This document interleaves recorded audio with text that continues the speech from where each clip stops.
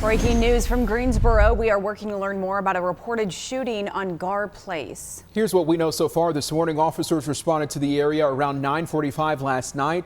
Dispatchers say it's unclear if anyone is hurt or how many people may have been involved. Police cleared the scene as of 2 a.m. We have reached out to police for additional information. 5:03, an 18-year-old man is scheduled to appear in a courtroom today in connection to a deadly mass shooting Monday at Lineback Park in Winston-Salem. Joel Gamble Tolliver is charged with felony child abuse and felony riot. Police say he went to the park knowing there would be a fight and then opened fire. We've also learned that Gamble Tolliver was one of the 5 people injured during the shooting. 16-year-old Danielle Jimenez Milan and 17-year-old Ruby Romero Medina died.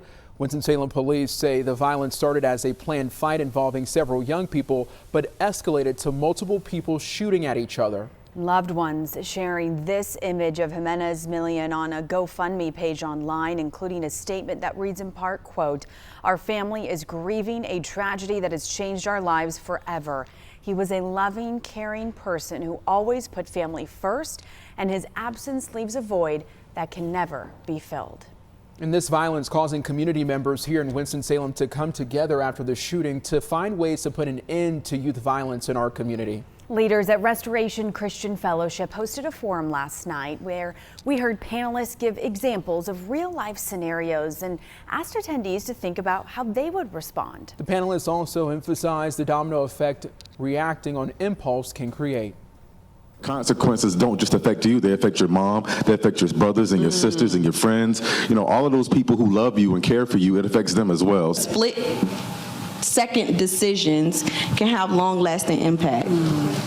2 parents no longer have their children because of a split-second decision. So don't be afraid to walk away. Some good advice. Don't be afraid to walk away. While the community is still working to move past Monday, leaders hope this moment marks the beginning of a better future for our youth in Winston-Salem.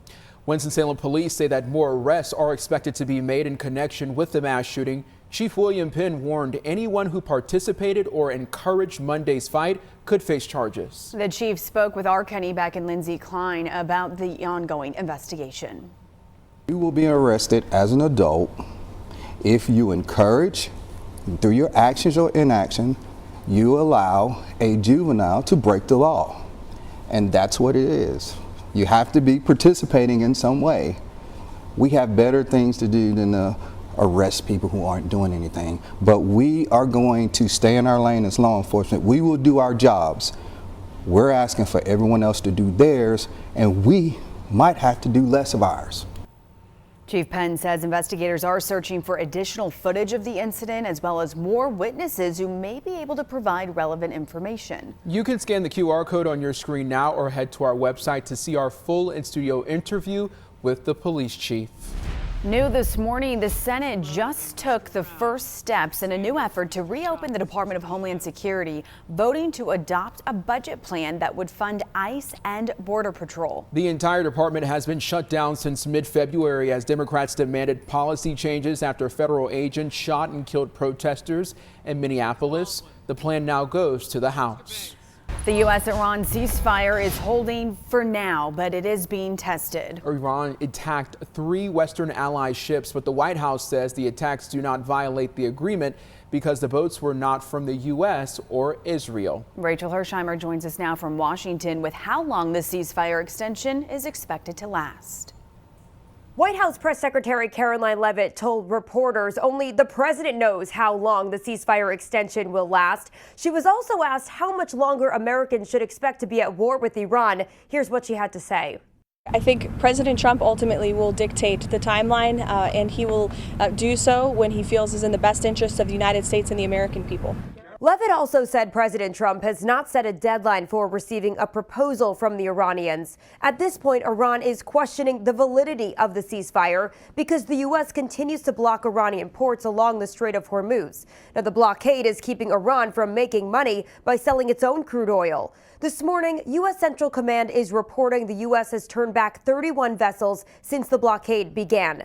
Iran's foreign ministry is also casting doubt on whether it will even attend a second round of peace negotiations in Pakistan, claiming the U.S. has shown disregard and lack of good faith. So far, these talks have not even been scheduled yet.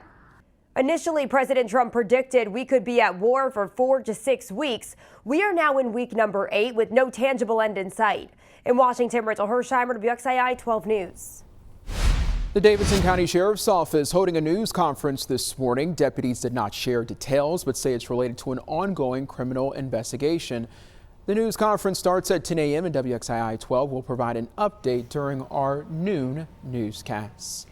The countdown is on to the 2026 NFL Draft. Oh yeah, it makes me want to do a little something like this. So excited. The first round kicks off at 8 p.m. this evening in Pittsburgh. That means we're just a little more than 12 hours away from learning who will officially become the #1 pick. Let's check in with our friend Kara Peters. All right, Kara. So as of right now, the Las Vegas Raiders have the first pick, but could that change? Audrey, it could. The Raiders are wildly expected to take Indiana quarterback Fernando Mendoza off the board first. But now during a pre-draft news conference, the Raiders general manager said he's been getting a lot of calls about a possible trade, but it's believed the team plans to keep its #1 spot. Ahead of the draft, a special event stage was built near the Pittsburgh Steelers football stadium. And we saw thousands of fans there expected to attend as the next round of NFL stars are selected. Our sister station sat down exclusively with NFL Commissioner Roger Goodell. He talked about how taking the draft to NFL cities really makes the event even bigger. I think the key for it, we put it into prime time, we shortened the rounds, we tried to do some things that were more fan friendly. I think they all worked, but when you brought it to the fans and you brought it to the communities, is a whole nother level. The fans, they just wrap their arms around it. And make sure to stay with us for complete 2026 draft coverage. WXII 12 Sports Director John Johnson is in Pittsburgh and will take us inside the festivities starting tonight at 6. We will have extended coverage throughout the morning ahead of the first picks, including a focus on the Carolina Panthers selection.